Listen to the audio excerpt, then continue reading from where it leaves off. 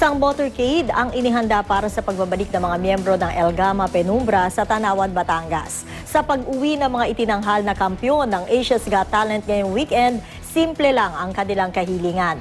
Kung ano yon, ating alamin sa ulat ni Kata Tibayan. Kata? Siya talagang inabangan ng mga taga-Tanawan, Batangas ang welcome motorcade ng kanilang kababayan ang bago natin Pinoy Pride, ang El Gama Penumbra. Alas 6 ng umaga nang magsimula ang motorcade. Kahit puyat at kababalik lang ng kampyon ng Asia's Got Talent mula Singapore, ay all smiles ang lahat na makita nila ang kanilang fans. Taos-puso ang kanilang pasasalamat. Maliban sa city proper, dinaanan din ng motorcade ang Barangay Natatas at Barangay Balele, ang lugar kung saan karamihan sa mga miyembro ng El Gama nakatira.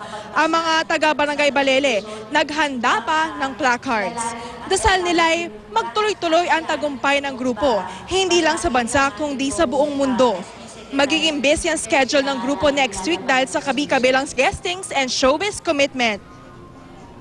Bibigyan din sila ng pagkilala ng sangguniang panglungsod para sa kanilang extraordinary achievement. Next week din ay may courtesy call sila sa Malacanang. Pero ngayong weekend, simple lang naman daw ang kanilang kahilingan, ang makapagpahinga at makasama at makapiling ang mga mahal sa buhay na kasangga nila sa bawat hirap at tagumpay.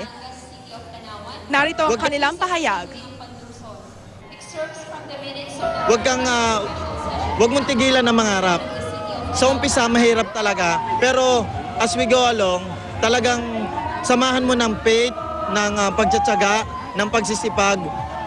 Darating at darating yung panahon na makukuha mo yung pangarap mo. 2015-0128. Siya at yan muna ang latest mula dito sa Batangas. Balik sa'yo. Maraming salamat, Kata Tibayan.